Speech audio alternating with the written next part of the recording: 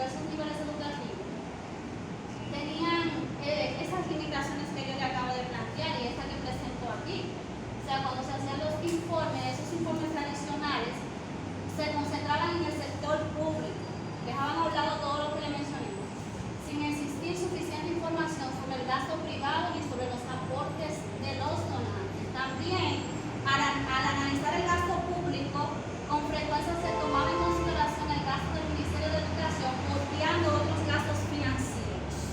También el gasto del Ministerio de Educación contiene con frecuencia componentes que no son propiamente de educación, como recursos o colaboradores que no son docentes. Entonces, todo esas personas a las que se les paga son parte del sistema, pero no se contaban porque como no son docentes, se dejaban de lado. Pero este informe incluye todo esto. Entonces, mis compañeros van a continuar con la parte que gusta. Bien, las cuentas nacionales de educación son un conjunto de matrices, tablas que funcionan para representar el flujo de recursos dentro de la institución. Estos se muestran de doble entrada, o sea, los ingresos que entran, obviamente ingresos entran, y los que salen. Estos pueden definirse, como ya le dije, como un conjunto de recursos, matrices. Esto también representan una panorámica completa, ya que dice también como que en otros reportes financieros no se muestra por completo, como los gastos y esa cosa, pero que sí dentro de educación se muestra por completo. El financiamiento y el gasto dentro del sector. Esto también incluye quiénes son los que aportan, en qué se gasta y todo eso. También el propósito principal de las cuentas nacionales de educación sirve como para la toma de decisión en materia política educativa. Esto también ayuda a saber dónde y en qué se va a gastar ese recurso. Ustedes saben también que, por ejemplo, antes no se daban como esos recuentos de que en qué se va a gastar el dinero, solamente de que sí hay un recurso equitable, pero no, como que no se daba la definición exacta de en qué se gastaba ese recurso. También dice que hay algunas preguntas que se pueden responder concerniente a las cuentas nacionales de educación, que son quiénes financian los servicios de educación, cuáles son los servicios a los que se le asigna mayor prioridad desde el punto de vista financiero, qué prioridades tiene el gobierno nacional y cuáles son los hogares. Existe relación entre la inversión en educación y calidad del sistema, quién se beneficia en los aportes públicos en educación. Yo no sé si ustedes recuerdan que hace un tiempecito atrás se habló de que como que se iba a tocar el Producto Interno Bruto en cuanto a la educación, como que se iba a destinar como para otra cosa que no era la educación. Las cuentas nacionales de educación sirven también para eso, para dar como la explicación en cuanto a qué se invierten esos recursos. Ok, buenas tardes compañeros, mi nombre es Elsa Ortega. Le voy a hablar acerca de la inversión en la educación y su desarrollo y su importancia para el desarrollo. Existe un acuerdo generalizado en considerar las estructuras sociales. Este permite la movilidad ascendente económica favorable. La educación produce un capital humano más rico y variable. Y reduce la desigualdad social. De esta manera abre paso a la política educativa para convertirse en una fuente impulsora para el desarrollo económico y social, cuando ambas forman parte de una misma política general. La educación, para que la educación pueda funcionar como una palanca para el desarrollo, debe de estar vinculada a la demás política, basándose toda en una misma política en general. Uno de los aspectos del desarrollo humano es la praxis, es decir, su parte del proceso de aprendizaje para llegar a la instrumentación y aplicación de lo aprendido. Por lo que podemos decir que la educación va a ser la solución para el funcionamiento del desarrollo humano. Compañera, contigo. Entonces, podremos decir que hay una relación entre desarrollo y educación.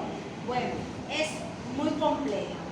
Varios autores del año 80 nos pusieron de manifiesto diversas situaciones que pasaron entre educación y desarrollo en varios países, como lo son el modelo sueco en el siglo XX. Ellos habían alcanzado un nivel de educación que la economía nacional estaba situada entre lo antagónico y el desarrollo. Lo mismo pasó con el modelo inglés.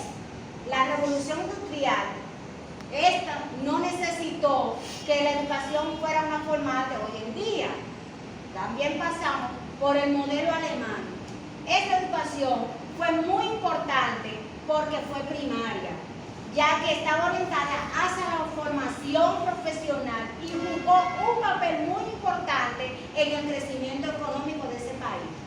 En el modelo japonés, la alfabetización tuvo un importante impacto en el crecimiento económico de ese país. Lo mismo pasó con este autor, Boya. Él nos habla que la educación y el desarrollo es un modelo complejo, porque el desarrollo resulta oscurecido en muchos factores, pero también en lo interno y lo externo. Y tal fue que la riqueza de cada país, su contexto social, la capacitación en el campo laboral y en el propio sistema educativo jugó un papel muy importante.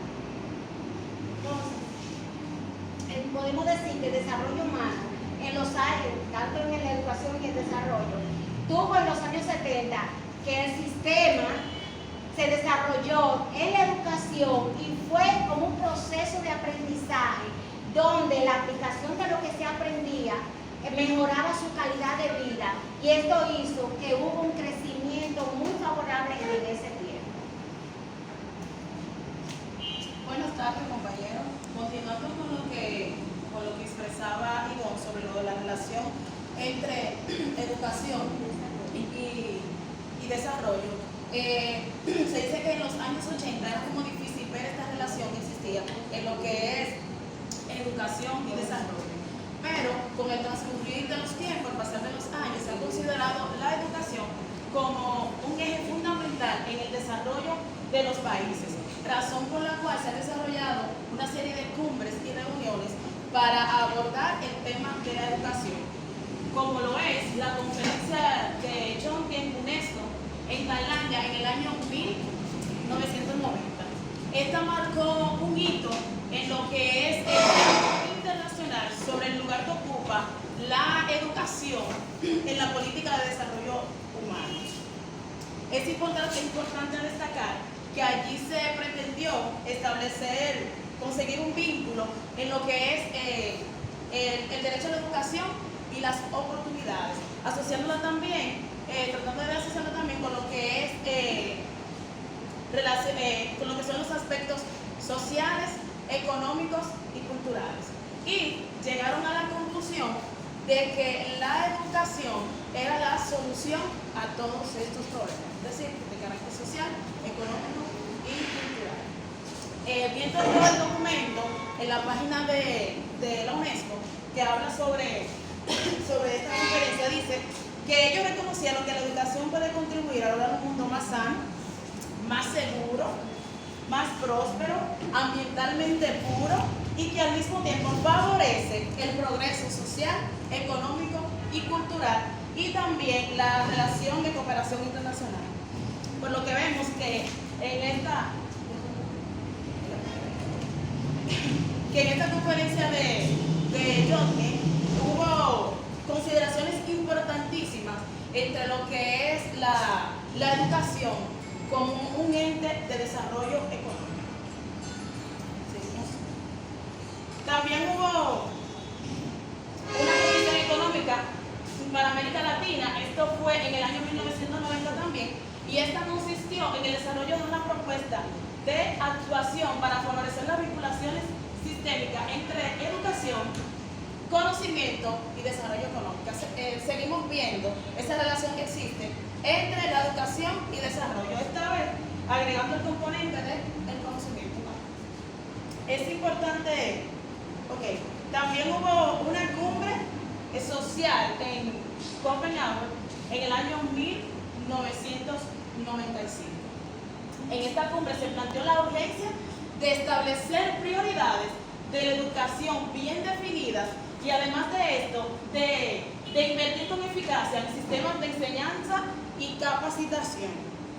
Cabe destacar que en esta reunión participaron un gran número de personas, llegando a alcanzar la cantidad de 14.000 entre mandatarios y delegados. También está lo que fue la reunión